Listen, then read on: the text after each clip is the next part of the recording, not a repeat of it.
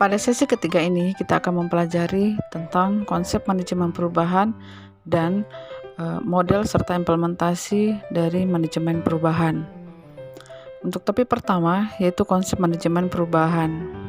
Manajemen perubahan atau change management pada dasarnya merupakan sebuah proses formal dalam perubahan organisasi yang dilakukan melalui pendekatan yang sistematis dalam sebuah aplikasi pada pengetahuan, peralatan, dan sumber daya lainnya.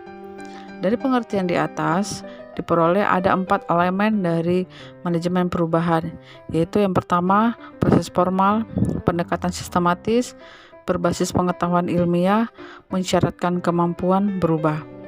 Nah, yang pertama adalah manajemen perubahan sebagai proses formal. Dalam pengertian ini, perubahan dikatakan formal jika perubahan tersebut sengaja diinisiasi, didorong dan dilakukan oleh otoritas pengelola organisasi. Nah, perubahan bisa terjadi karena adanya kerugian ataupun karena adanya pertumbuhan organisasi. Dalam pertumbuhan organisasi terbagi menjadi 5 fase, yaitu tumbuh karena kreativitas, karena arahan, delegasi, koordinasi, dan juga karena kolaborasi. Setiap fase memiliki karakteristik tersendiri yang berbeda satu sama lain. Yang kedua adalah pendekatan sistematis dalam manajemen perubahan. Artinya, bahwa pihak manajemen yang berkepentingan terhadap perubahan organisasi tentu saja tidak melakukan perubahan dengan cara asal-asalan, melainkan melalui sebuah proses yang sistematik. Nah, perubahan sistematik tersebut dapat digambarkan sebagai berikut di bawah gambar ini. Nah, yang ketiga adalah bahwa manajemen perubahan berbasis pengetahuan ilmiah. Artinya bahwa praktek perubahan organisasi yang dijalankan oleh manajemen dalam proses pelaksanaannya dibantu oleh konsultan, dikodifikasi dan disintesakan oleh akademisi, serta dibuat generalisasi dari teori tentang perubahan tersebut.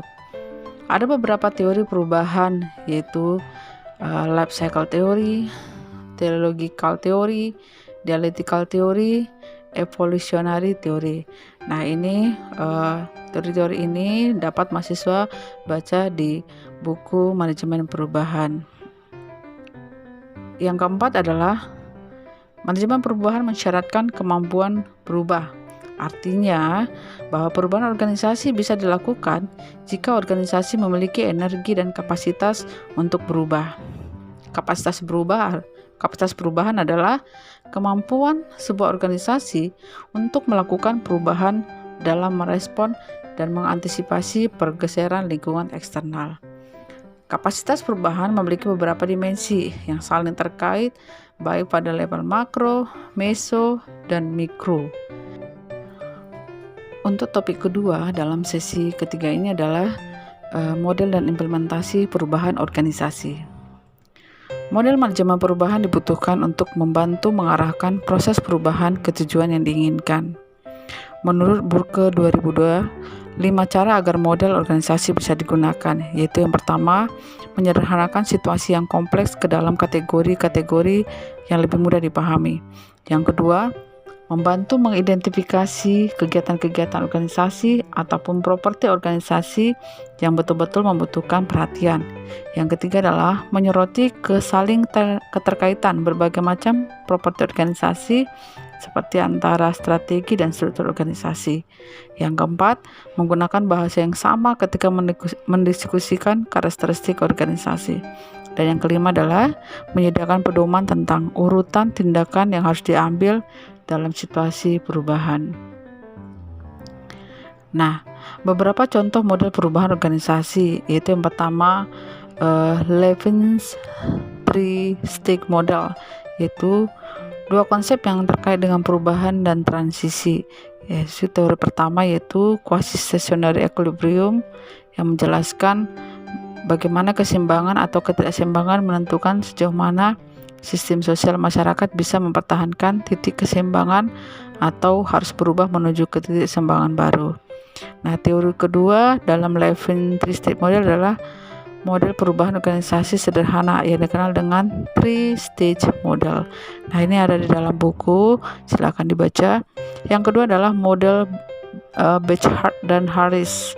Nah, model perubahan yang menekankan pentingnya motivasi perubahan. Model ini disajikan dalam bentuk persamaan sederhana sebagai berikut. Perubahan sama dengan ABC lebih besar dari D, di mana A sama dengan ketidakpuasan terhadap keadaan status quo, B masa depan yang diharapkan, C adalah langkah-langkah praktis yang dijalankan dalam perubahan. Nah, sedangkan D adalah biaya untuk melakukan perubahan. Yang ketiga adalah model critical path model. Nah, fokus dari model ini adalah perhatian atau sasaran perubahan dari model ini, yaitu unit aktivitas atau level organisasi, bukan pada level individu. Secara umum yang dimaksud dengan jalur kritis adalah proses perubahan yang dipimpin oleh seorang manajer. Yang keempat adalah model sistem. Nah, model ini menekankan pentingnya memperhatikan aspek organisasi yang bersifat informal di samping aspek utama organisasi formal. Nah, ada beberapa pendekatan manajemen perubahan. Pendekatan manajemen perubahan bermaksud menggambarkan bagaimana proses perubahan organisasi dilakukan. Beberapa contoh pendekatan manajemen perubahan yaitu yang pertama pendekatan manajemen perubahan menurut Kotter, yaitu John Kotter. Yang kedua yaitu pendekatan kontingensi. Yang ketiga adalah pendekatan proses. Nah, materi-materi tersebut di atas terdapat di modul 3 buku manajemen perubahan. Silakan dibaca dan dipahami. Forum diskusi 3 sudah dibuka. Silakan aktif di dalamnya. Dan forum diskusi 1 dan 2 masih dapat diakses sampai dengan tanggal 25 April 2001 untuk diskusi 1 dan tanggal 25 Mei untuk diskusi 2. Tugas 1 sudah dirilis, silahkan dikerjakan dengan baik dan disubmit sampai dengan tanggal 27 April 2021. Dan jangan lupa juga untuk mengerjakan kuis. Demikian yang dapat saya sampaikan, tetap semangat dan jaga kesehatan. Terima kasih.